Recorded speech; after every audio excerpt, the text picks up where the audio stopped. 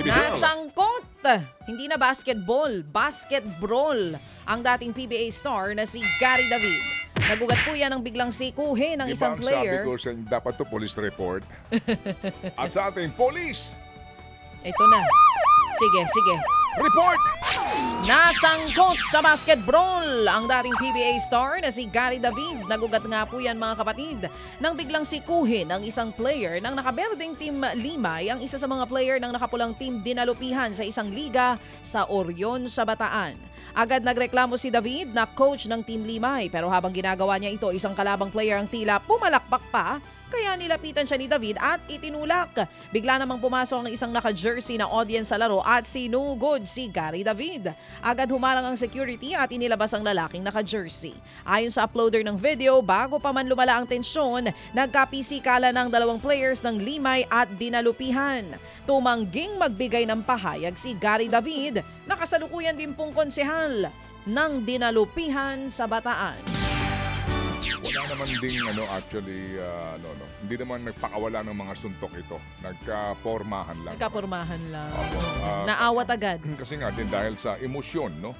Doon sa sitwasyon. Samantala, humingi po naman ng tawad si TNT Tropang Giga Center, Poy Eram sa kakamping si Glenn Combuntin sa naging bangayan nila noong pong Game 3 ng PBA Commissioner's Cup Semifinals.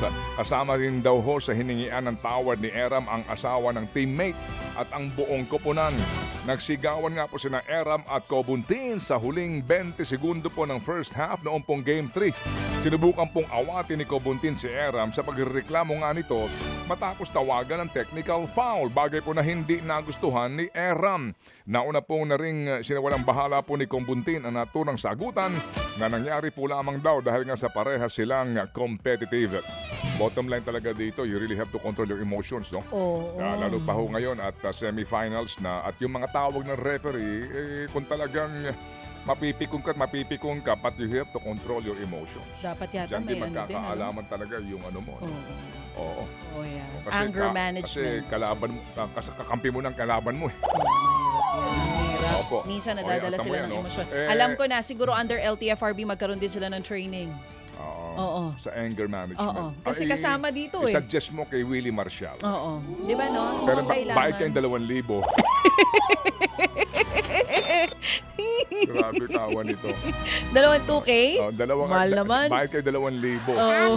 Sino magsasagawa ng training? Sino? Si Coach Yang Giao.